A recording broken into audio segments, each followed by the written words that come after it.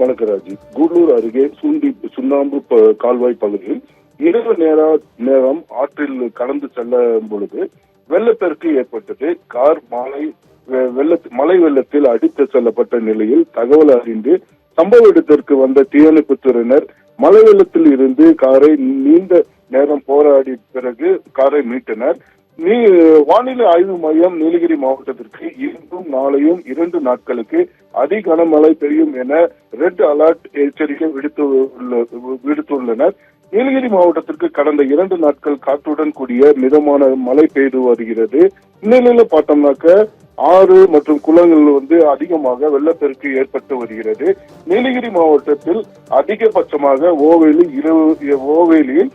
ஓவேலியும் அவலாஞ்சிலும் 21.5 centimetre மழை பதிவாகியுள்ளது. Emerald பகுதியில் 9.4 சென்டிமீட்டர் மழையும் பதிவாகியுள்ளது. மேலும் பார்த்தோம்னாக்க பந்தலூரில் 9 சென்டிமீட்டர் மழையும் பதிவாகி உள்ளது. தற்போது பார்த்தோம்னாக்க மழையோட தாக்கம் குறைந்து காணப்படுகிறது. மேலும் பார்த்தோம்னாக்க சில இடங்கள்ல சாரல் மழையும் பெய்து வருகிறது.